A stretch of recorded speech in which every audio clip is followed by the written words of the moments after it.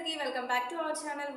Moms గురించి చెప్పాలంటే just బాగానే చెప్పొచ్చు. ఎందులోని గేదేలే అంటున్న మామ్స్ కోసమే కాకుండా హెల్తీగా హ్యాపీగా ఉండాలి అనుకునే వాళ్ళందరి కోసం మన ఛానల్లో వీడియోస్ ఎప్పటికప్పుడు పోస్ట్ చేస్తూనే ఉంటాను.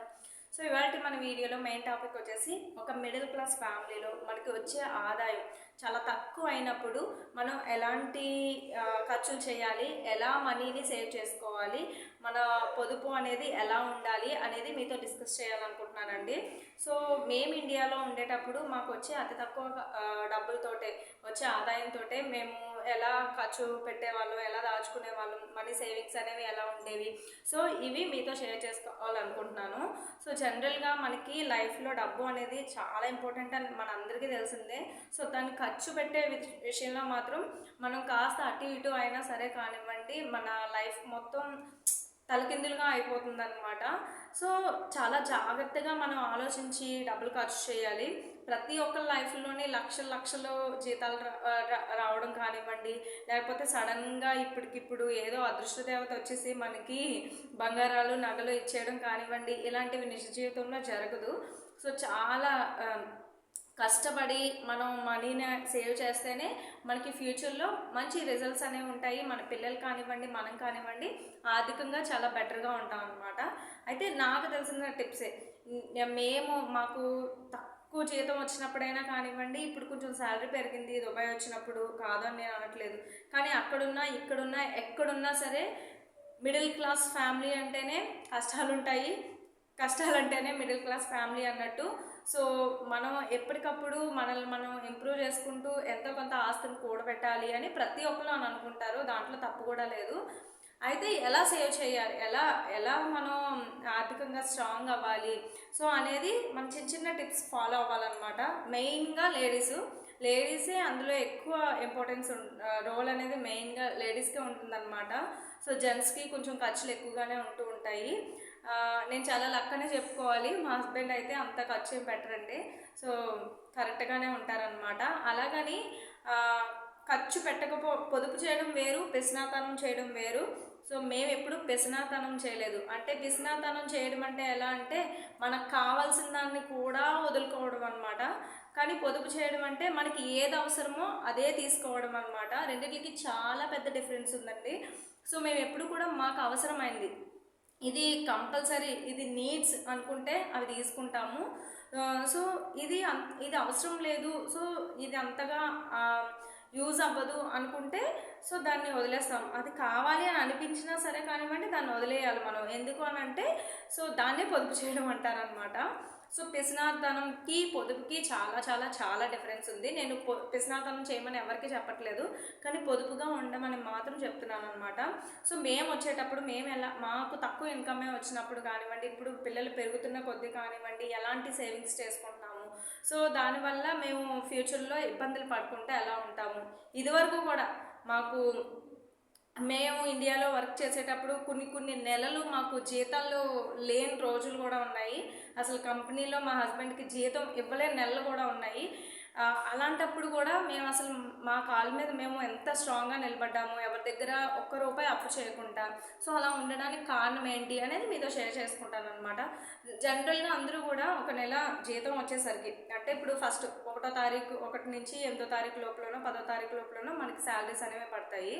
సో పడిన వెంటనే ఖర్చులు అనుకుంటూ నెల తిరిగేసరికి మళ్ళీ అమ్మో మన దగ్గర డబ్బులు లేవు అయిపోయి అని చెప్పి చాలా తడుముకుంటూ ఉంటాం అనమాట.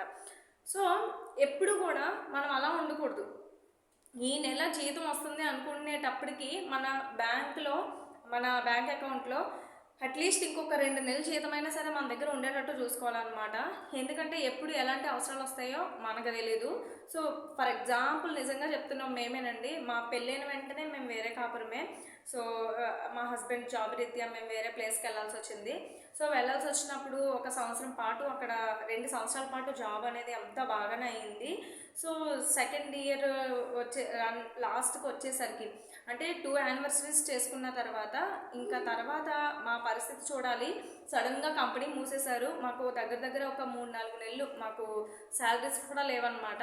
కానీ ఆ టైంలో ఊరికి దూరంగా, అమ్మ నాన్న అత్త మామలకి దూరంగా, అందరికీ దూరంగా ఒక రెంట్ ఇంట్లో అప్పటికి నేను కాలేజ్ చదువుతున్నాను. కాలేజ్ చదువుతూ 3 పూటల తిండి, సో ఆ రెంట్ కట్టాలి, మంత్లీ ఎక్స్పెన్సెస్ కంపల్సరీ ఉంటాయి, ఫోన్ బిల్ ఉంటుంది, కరెంట్ బిల్ ఉంటుంది, సో ఇవన్నీ కట్టాలి. సో ఊరుగాని ఊర్లో మనం ఎవరి దగ్గర ఒక చేయి చాపుకుంటా, ₹1 అప్పు చేయకుండా ఉన్నాము అని అంటే దానికి కారణం పొదుపే. మేము కరెక్ట్గా మా మంత్లీ బడ్జెట్ అనేది కరెక్ట్గా ప్లాన్ చేసుకునే వాళ్ళం. సో అలా ప్లాన్ చేసుకోవడం వల్లే మేము చాలా స్ట్రాంగ్గా ఉన్నాం అనమాట. ఆ టైంలో అలాంటి సిచ్యువేషన్లో కూడా ఉన్నామని చెప్తున్నాము. అంతేగాని మా బాధల్ని మేము అప్పుడు బాధపడ్డాము అని మేమేం చెప్పుకోవట్లేదండి. నిజానికి మేము అప్పుడు మాకు శాలరీస్ లేకపోయినా సరే మేము చాలా హ్యాపీగానే ఉన్నాము. ఎందుకు అని అంటే మేము లగ్జరీగా ఎప్పుడు బ్రతకలేదు కాబట్టి. సో ఎప్పుడైతే మనం లగ్జరీగా ఉండాలి అని అనుకుంటామో అలాంటప్పుడే మనకి బాధలు అనేవి వస్తాయి అన్నమాట. సో మనం లగ్జరీగా ఉండకుండా, మనం పిసనార్తనం చేయకుండా కరెక్ట్గా మెయింటైన్ చేసుకోగలిగితే కనుక, మన మంత్లీ ఎక్స్పెన్సెస్ కనుక కరెక్ట్గా మేనేజ్ చేసుకోగలిగితే మనకి ఎప్పుడు ఎలాంటి ఆర్థికకరమైన ఇబ్బందులు అనేవి ఉండవన్నమాట. సో మన ఇన్కమ్కి తగ్గట్టుగానే మన సేవింగ్స్ ఉండాలి, మన ఇన్కమ్కి తగ్గట్టుగానే మన ఇంటి రెంట్ ఉండాలి, మన ఇంట్లో సామాన్లు ఉండాలి. సో అలా ప్లాన్ చేసుకోవాలి. అయితే మెయిన్గా వచ్చేసి మనం ఎలా ప్లాన్ చేసుకోవాలి, ఇప్పుడు ప్రతి ఒక్కరికి ఒక 20,000 శాలరీ అయితే కంపల్సరీ వస్తుందండి. ఓకే, ఒక 20,000 మనం వస్తుంది అని అనుకుందాం. సో మంత్లీ మనకి 1st తారీఖు రాగానే మన బ్యాంక్ అకౌంట్లో ఒక 20,000 ఉంటాయి. మనం ఎలా ఖర్చు పెడతాము? ప్రస్తుతానికి ఒక ఇంట్లో ఇద్దరు పెద్దవాళ్ళు, ఇద్దరు జనరల్గా అలాగే ఉంటున్నారు, పిల్లలు, పేరెంట్స్, మహా అయితే కొంతమందికి అత్త మామ వాళ్ళు కూడా ఉంటారండి. సో అందరికీ నేను అలాగే ఉంటుందని నేనేమో అనట్లేదు, మళ్ళీ ఎందుకంటే వాళ్ళు కూడా ఉన్న వాళ్ళు ఉంటారు కదా. సో కంపల్సరీ అత్త మామ అందరూ ఉన్న వాళ్ళు కూడా ఉంటారు, ఉమ్మడి ఫ్యామిలీ కూడా ఉంటుంది కాబట్టి. సో అలా చూసుకున్నా సరే కానివ్వండి, ఒక 6 ఉంటారు. ఎందుకంటే జనరల్గా 2 పిల్లలు, ఒక భార్య భర్త, ఒక అత్త మామ, ఇలా 6 మెంబర్స్ అనేవి ఆ ఇంట్లో ఉంటారు. సో ఒక 20,000 శాలరీ వస్తుందంటే మనకి, మనం రెంట్ ఇంట్లో ఉంటున్నాము అని అంటే మనం మంత్లీ బడ్జెట్ ఎలా చేసుకోవాలి అనే విషయం దగ్గరికి వచ్చేసరికి మనకి అత్యవసరమైనది ఇల్లు. ఒకవేళ రెంట్ ఇంట్లోనే ఉంటున్నారు అనుకుందాం అనుకోండి, ఒక చిన్నపాటి ఒక డబుల్ బెడ్రూమ్ కిచెన్ ఉండే హౌస్ అయితే సరిపోద్ది. ఎందుకంటే 2 అత్త మామ ఇద్దరు ఉంటున్నారు కాబట్టి.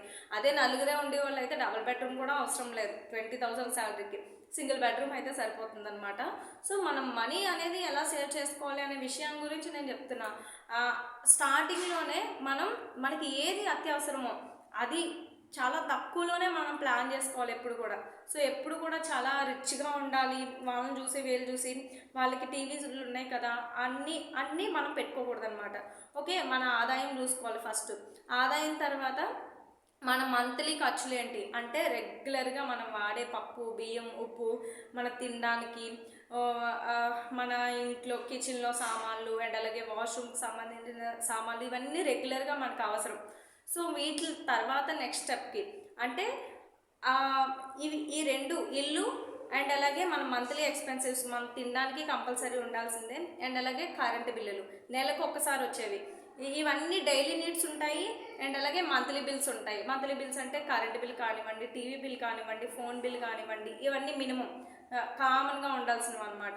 సో ఇవి చూసుకోవాలన్నమాట. థర్డ్ థింగ్, సో వీటిలో కూడా మనం కొన్ని స్టాప్ చేయాలని అనుకుంటే స్టాప్ చేయొచ్చు. ఇప్పుడు ఇంట్లో ఎంతమంది ఉన్నారో అన్ని ఫోన్లు, అన్ని బిల్లులు, అన్ని ఫోన్ బిల్లులు, సో అంత అవసరం లేదన్నమాట. సో మినిమం జనరల్గా మనం చూసుకుంటే నిజంగా 20,000 వస్తుంది అన్న వాళ్ళు కూడా ఇంట్లో ఎవరికి వాళ్ళకి అంటే వైఫ్కి ఒకటి, హస్బెండ్కి ఒకటి టచ్ ఫోన్ అనేది కంపల్సరీ తీసేసుకుంటున్నారు. సో అంత అవసరం లేదు. మళ్ళీ టచ్ ఫోన్ ఉన్న దగ్గర నుంచి అదొకటే ఉంటే సరిపోద్దా, మళ్ళీ దాన్ని మెయింటైన్ చేయడానికి మనకి నెట్ అవసరం అవుతుంది. సో నెట్ అవసరం అయితే ఇంకా ఎక్కువ మనీ అవసరం అవుతుంది. సో అది వేస్ట్ ఖర్చే. సో దాన్ని అక్కడ మనం పొదుపు చేయొచ్చు అనమాట. సో దాన్ని తగ్గించుకోవాలి. సో అలా మనం ప్లాన్ చేసుకోవాలన్నమాట. ఈ 2 అయిపోయిన తర్వాత కంపల్సరీ నెక్స్ట్ మనకి ఆ నెలకి అవసరం ఉన్నా లేకపోయినా మన ఆరోగ్యం చాలా ఇంపార్టెంట్ అండి. సో ఎప్పుడైనా హాస్పిటల్ బిల్లుకి ఇంత అని చెప్పి మనం పక్కకు తీసుకొని పెట్టుకోవాలి. ఎందుకంటే ఏ టైంలో ఏ సిచ్యువేషన్లో ఎలా ఉంటుందో తెలియదు. సో ఇంట్లో బోల్డంత మంది మనం ఉంటాం కాబట్టి కొంచెం అలా ఒక పక్కకి సేవ్ చేసుకొని పెట్టుకొని ఉంచుకోవాలి. మేమైతే అలాగే చేసేవాళ్ళం అండి. నిజంగా ఇప్పటికీ కూడా మాకు పాతవి, నాకు డైరీ రాసే అలవాటు ఉందన్నమాట. ఇప్పటికీ కూడా నాకు పాత ఎక్స్పెన్సివ్ కొన్ని డైరీస్ నాకు ఇండియాలో ఉన్నాయన్నమాట.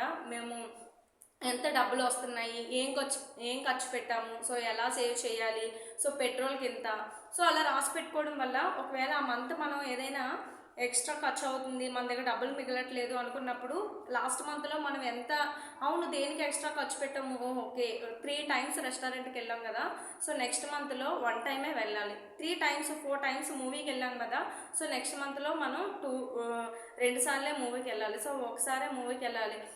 సో ఇలా మనం ప్లాన్ చేసుకుంటాం అనమాట రాసి పెట్టుకోవడం వల్ల. సో అది మనం కంపల్సరీ చూసుకోవాలి. నెక్స్ట్ వచ్చేసి మనం ఇంకా మన సేవింగ్స్లో మనం ఏదైనా కొనడానికి అంటే ఆస్తిని కొనడానికి కొంచెం మనీ అంటూ సేవ్ చేయాలన్నమాట. మంత్లీ ఎక్స్పెన్సివ్స్ ఇవి మన హెల్త్ అండ్ అలాగే పిల్లల బట్టలకు కానివ్వండి, సో ఇవన్నీ కూడా కామన్గా కొంచెం అమౌంట్ అంటూ తీసి పక్కన పెట్టుకోవాలి. ఎవ్రీ మంత్ తీసుకోవాలి. ఎవ్రీ మంత్ 50 రూపీస్ 100 రూపీస్ ఒక పక్కన పెట్టినా సరే కానివ్వండి, మనకి ఇంటిల్లిపాదికి ఒక పండగకి ఒక బర్త్డేకి మన బట్టలు కొనుక్కోవడానికి సరిపడగా మనం ఒక పక్కన పెట్టాలన్నమాట. అంటే ఆ ఖర్చులు ఈ ఖర్చులు పోగా ఒక పక్కన పెట్టుకొని మనం చూసుకోవాలి. సో ఇవి కూడా పోగా మనకి ఆస్తి అనేది కూడబెట్టాలి కదండి, కంపల్సరీ మనం ఆస్తి అనేది పోగు చేయాలి. సో ఆస్తిని పోగు చేసే విషయంలోనే ఉంటుంది. ఎవ్రీ మంత్ మనకి ఖర్చులు తగ్గవు అండ్ అలాగే ఇన్కమ్ కూడా మనకు వచ్చే శాలరీస్ కూడా పెరగవు, అలాగని ఖర్చులు ఇంకా పెరుగుతూనే ఉంటాయి కానీ తగ్గవు. సో ఇంకా మనం కొంచెం డబ్బులు పొదుపు చేయాలి. సో పొదుపు చేసిన డబ్బుల్ని ఎలా పెంచుకుంటున్నాము అన్నదే మెయిన్ మనకి ఆలోచన విధానం అనేది అక్కడే మనం కరెక్ట్గా ప్లాన్ చేసుకోవాలండి. సో ఇవన్నీ కామన్, వేటిని మనం మార్చలేము. మనం ఆదా చేసుకునేది అంటే నెలకి ఒక 2000 అయినా ఒక 1000 రూపాయలైనా సరే తీసి ఒక పక్కన పెడదాం. సో 10 నెలలు అయిన తర్వాత ఒక 10,000 అయిందనుకోండి, ఆ 10,000 పెట్టి ఏం కొనాలి అని కరెక్ట్గా ఆలోచించి కరెక్ట్గా కొన్నవాడే నిజంగా ఆస్తిపరుడు అవుతాడు అనమాట. తర్వాత ఆర్థికంగా ఎలాంటి ఇబ్బందులు లేకుండా ఉంటారు. ఇక్కడ టాపిక్ ఏంటి అంటే, ఫర్ ఎగ్జాంపుల్ మేమే అనుకుందాము. సో మాకు అక్కడ వచ్చేటప్పుడు కొంచెం మనీ అయితే వచ్చేది. సో ఓకే, మాకు కావాల్సిన రెంట్ హౌస్ మేము తీసుకున్నాం, మంత్లీ ఎక్స్పెన్సెస్, నాకు కాలేజ్ ఉండేది, మా హస్బెండ్ బైక్ కంపల్సరీ డ్యూటీకి వెళ్ళాలి కాబట్టి బైక్, దాని పెట్రోలు. సో మేము అప్పుడప్పుడు బట్టలు కొనుక్కోవాలి, పండుగలకి పబ్బాలకి వెళ్ళాలి అని అంటే మనకి దగ్గర కొంచెం ఎక్స్ట్రా డబ్బులే ఉండాలి. సో ఇవన్నీ పక్కన పెడితే ఎంతో కొంత చీటీ వేసేవాళ్ళం. సో చీటీ వేసిన తర్వాత మనకి ఇంత మనీ అని వస్తుంది. సో మనీ అని వచ్చిన తర్వాత ఓకే, మన ఇంట్లో పెద్ద టీవీ ఒకటి లేదు కదా, ప్రస్తుతానికి చిన్న టీవీ ఉంది కదా, ఒక టీవీ కొనేద్దాం, ఫ్రిడ్జ్ లేదు కదా ఫ్రిడ్జ్ కొనేసుకుందాము అని ఆలోచించి మనకి కొనుక్కోవాల్సినవి 2 రకాలు ఉంటాయి అన్నమాట అండి. ఒకటి లగ్జరీ, ఇంకొకటి పొదుపు చేయడానికి ఏది అవసరమో అది తీసుకుంటాం అనమాట. అంటే లగ్జరీ విషయానికి వస్తే ఏమేమి వస్తాయి అని అంటే మనకి ఫ్రిడ్జ్, టీవీ, ఏసీ, కార్లు ఇవన్నీ లగ్జరీస్లోకి వస్తాయి. సో మనం పొదుపు చేయాల్సినవి ఇంకా మిగిలినవి ఏంటి అని అంటే ఆదా చేయడానికి మనం గోల్డ్ కొనొచ్చు, ల్యాండ్ కొనొచ్చు, లేకపోతే ఏవైనా LIC పాలసీస్, గవర్నమెంట్ సంబంధించిన పాలసీస్ ఏమైనా ఉంటే అవి కట్టొచ్చు. సో లేకపోతే మనం ఏదైనా చీటీ వేయొచ్చు నెల. సో ఇలా కూడా మన ఆస్తిని పెంచుకోవచ్చు అనమాట. సో మనం నెల మన దగ్గర మిగిలే డబ్బులతో మనం ఎలాగైనా సరే లగ్జరీ కొనుక్కుందామా లేకపోతే ఇది కొనుక్కుందామా అని ఆలోచిస్తే, మేమైతే లగ్జరీని ఎప్పుడు కొనలేదండి. సో లగ్జరీని మేము ఎప్పుడు కొన్నామంటే మా దగ్గర ఇంకా డబ్బులు ఎక్కువ ఉన్నాయి అన్నప్పుడే మేము లగ్జరీస్ కొనడానికి ఇంపార్టెన్స్ ఇచ్చామన్నమాట. అప్పటి వరకు ఫ్రిడ్జ్ లేకుండా మనం ఉండలేమంటే ఎందుకు ఉండలేమండి? సో చక్కగా ఉండగలం. మన చిన్నప్పటి నుంచి మనకు ఫ్రిడ్జ్లో ఏసీలు ఏం లేవు కదా, మనం హ్యాపీగానే ఉన్నాం కదా. సో అలా అనమాట, అలా ప్లాన్ చేసుకోవాలి. సో గోల్డ్ కొన్న తర్వాత ఊరికి కొనేసి ఇంట్లో దాస్తే మనకి దాంతో లాభం ఏమైనా వస్తుందా అండి? సో అలా కాదు. సో ఆ కొన్న ఆస్తిని ఎలా పెంచుకోవాలి అనేది మనం అక్కడి నుంచి చూస్తూ ఉండాలన్నమాట. అంటే ఇప్పుడు మనం ఒక తులం బంగారం కొన్నాం అనుకోండి. సో తులం బంగారాన్ని పట్టుకెళ్ళి మనం రెగ్యులర్గా ఎలాగో గోల్డ్ వేసుకోం కదా, సో చాలా తక్కువ ఇంట్రెస్ట్ పడేటటువంటి బ్యాంక్లో మనం గోల్డ్ని పట్టుకెళ్ళి బ్యాంక్లో పెట్టుకున్నాం అనుకోండి, మనకు కొంచెం అమౌంట్ అనేది వస్తుంది. ఆ అమౌంట్తో ఇంకేదైనా కొనవచ్చు. మంత్లీ మన దగ్గర దాచుకున్న డబ్బుల్ని అక్కడ వెళ్ళి కట్టేసేయచ్చు అనమాట. సో అప్పుడు మనకి మంత్లీ ఎలాగో బ్యాంక్లో అప్పు ఉంది కాబట్టి, మనం ఆల్రెడీ ఒక వస్తువుని తీసుకున్నాం కాబట్టి, సో దాన్ని కట్టాలి, అప్పు తీర్చాలి కాబట్టి మంత్లీ మన ఖర్చులు తగ్గించుకొని అది కడతా ఉంటాం అనమాట. సో అలా ఇది డబుల్ అవుతుంది. లేకపోతే ఎక్కడైనా ఇన్వెస్ట్మెంట్ చేయొచ్చు. మన దగ్గర ఇంకా కాస్త డబ్బులు ఎక్కువ ఉంటే ఎక్కడైనా ప్రాఫిట్ మంచిగా వచ్చేటటువంటి ఏ చిన్న ల్యాండో ఏ సైటో ఏదైనా తీసుకోవచ్చు. సో అలా అదే ఒక పట్టు చీర వాళ్ళకి వీళ్ళకి మంచిగా పట్టు చీరలు ఉన్నాయి కదా అని చెప్పేసి మనం పట్టు చీరలు కొనుక్కున్నాం అనుకోండి, సో మనకి ఏమైనా వస్తుందా? సో బంగారం కొనడం బెస్టా, పట్టు చీర కొనడం బెస్టా అంటే 30 సంవత్సరాల తర్వాత ఈ పట్టు చీరని మనం 30 సార్లు కూడా 30,000 పెట్టి మనం కొన్న ఈ పట్టు చీరని కనీసం 30 సార్లు కూడా 3 సార్లు కూడా కట్టడానికి ఎవ్వరు ఇంట్రెస్ట్ చూపించట్లేదు. కానీ ఒక పట్టు చీర కొనడం అంటే ఎంత ఇంట్రెస్ట్ అంటే మనకి వాళ్ళకి ఉంది. వాళ్ళ ఫంక్షన్కి వెళ్తే మంచి 10,000 రూపాయలు పట్టు చీర కట్టుకుంటున్నారు, వీళ్ళు కట్టుకుంటున్నారు అని మనం అనుకుంటాం. కానీ మన ఒంటి మీద 1000 రూపాయల లోపు 500 రూపాయలు. సో మన బడ్జెట్కి తగ్గట్టుగా మనం శారీ కట్టుకొని నగలేసుకున్నా మనం చాలా అందంగానే ఉంటాం. మన అందాన్ని మనం ఎప్పుడు చూసుకోం. ఎదుటి వాళ్ళు ఎలా ఉన్నారు, వాళ్ళు ఏం పెట్టుకున్నారు, వాళ్ళు ఎలా మేకప్ వేసుకున్నారు, వాళ్ళు ఏం నగలు పెట్టుకున్నారు, వాళ్ళు ఎన్ని గాజులు వేసుకున్నారు, ఎంత హారం వేసుకున్నారు, ఎంత పెట్టుకున్నారు అవసరం లేదండి. వాళ్ళు వేరే, మనం వేరే. సో కొన్ని సంవత్సరాలు పోయిన తర్వాత అప్పులు చేసినోడు సుఖంగా ఉన్నాడా, ఇలా పొదుపు చేసినోడు సుఖంగా ఉన్నాడా అంటే పొదుపు చేసినోడే సుఖంగా ఉంటాడు. ఎందుకంటే వాళ్ళు స్టార్టింగ్లోనే లగ్జరీగా లేకపోవచ్చు, నార్మల్గానే ఉండొచ్చు. కానీ పొదుపు చేసి మంచిగా ఒకటి కొనుక్కుంటున్నాడు, ఒకటి సమకూర్చుకుంటున్నాడు. ఏది అప్పు చేయట్లేదు. అప్పు చేసుకున్నవాడు ఆ అప్పులు తీర్చడానికి, ఆ వడ్డీలు కట్టడానికి, ఆ క్రెడిట్ కార్డ్స్లో లోన్స్ కట్టడానికి అదే సరిపోతుంది. సో వెంటనే మా దగ్గర ఒక ఫ్యామిలీ ఉండేవాళ్ళండి. సో మేము అడ్రోడ్లో ఉండేవాళ్ళం అనమాట. అప్పుడు సేమ్ మాకంటే ఎక్కువ శాలరీ వచ్చేది అప్పటికి వాళ్ళకి. మేము ఎలా వైఫ్ అండ్ హస్బెండ్, వాళ్ళు అలా వైఫ్ అండ్ హస్బెండ్ అనమాట. సో మంత్ అయ్యేసరికి వాళ్ళు మాకు ఎప్పుడు చెప్తూ ఉండేవాళ్ళు అనమాట, మాకు శాలరీ సరిపోవట్లేదు అని చెప్పేవాళ్ళు. సో ఆ అమ్మాయి కూడా మంచి ఫ్యాషన్ డిజైనర్, మంచిగా అప్పటికి మగ్గం వర్క్, బ్లౌజులకి అవన్నీ చేస్తూ ఉండేది. సో వాళ్ళు ఎప్పుడూ ఒకటే అనేవాళ్ళు, మాకు మంత్ అయ్యేసరికి మాకు సరిపోవట్లేదు, డబ్బులు సరిపోవట్లేదు అనేవాళ్ళు. సో తేడా ఏంటో చెప్పనా అండి, వాళ్ళకి మాకు కూడా.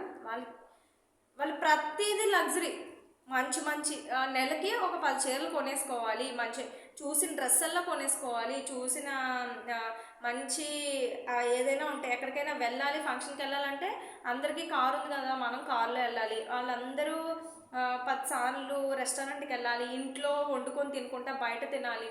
సో ఇవన్నీ ఆలోచనలు ఉండేవి. అప్పటికప్పుడు ఆనందాన్ని ఇచ్చేవి ఎక్కువ కోరుకోకూడదండి. మనం లైఫ్ లాంగ్ మనకి తర్వాత ఆనందాన్ని ఇచ్చేవి మనం ఎక్కువ కోరుకోవాలన్నమాట. సో వాళ్ళు ఏం చేస్తున్నారు, వీళ్ళు ఏం చేస్తున్నారు కాదు, అవన్నీ మనకి లైఫ్లో తప్పకుండా ఉంటాయి. చాలామంది అంటూ ఉంటారు, ఇప్పుడు అనుభవించకపోతే ఇంకెప్పుడు అనుభవిస్తాము అని. అప్పుడు అనుభవించాలి, పిసినాతనం చేయమని అనట్లేదు. మంత్లీ ఒకసారి సినిమాకి వెళ్తే సరిపోద్దండి. 10 సార్లు వెళ్ళి 10 సార్లు బయట రెస్టారెంట్లో తినాల్సిన అవసరం లేదు. సో ఇంటిల్లిపాది అంతకన్నా లో బడ్జెట్లో ఒక మంచి బిర్యానీ మనం మంచిగా ఇంట్లో ప్రిపేర్ చేసుకొని తినొచ్చు. ఇందులో కూడా ఆనందం ఉంటుంది, కానీ అందులోనే ఆనందం ఉంటుంది అనుకోవడం మాత్రం చాలా పిచ్చితనం అనమాట. సో అలా అనవసరమైన ఖర్చులు పెట్టుకుంటా మీకు ఏది అవసరం ఏది అనవసరం అని చెప్పేసి ఒక పక్కన రాసుకోండి. అండ్ అలాగే లగ్జరీ కొంటున్నారా, ఇది ప్రాఫిటా లేదా, ఏం కొంటున్నాం, అప్పు చేసి ఎప్పుడు లోన్స్ పెట్టి మనం ఏం తీసుకోకూడదు అనమాట. సో ఇలా చిన్నవి మనం లైఫ్లో చేంజ్ చేసుకుంటే, మెయిన్గా ఏంటంటే మనం రాసి పెట్టుకోవాలి ఒక దగ్గర. మనం రాసి పెట్టుకొని ఎక్కడ ఎక్కువ అవుతుంది, ఎక్కడ తక్కువ అవుతుంది. ఇంట్లో సామాన్లు కూడా అంతేనండి. మెయిన్ లేడీస్కి మనకి అబ్బా కొత్త గిన్నెలు కావాలి, కొత్త సామాన్లు అలా ఉండాలి ఇలా ఉండాలి అని అనుకుంటూ ఉంటాము.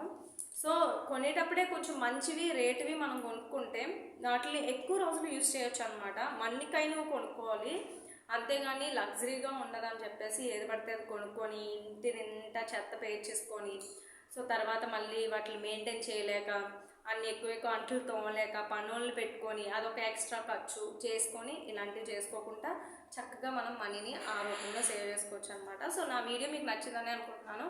నా వీడియో మీకు నచ్చితే కనుక లైక్ చేయండి, కొంతమందికి షేర్ చేయండి. అండ్ అలాగే మరొక మంచి వీడియోతో మళ్ళీ కలుద్దాం. అంతవరకు బాయ్ బాయ్.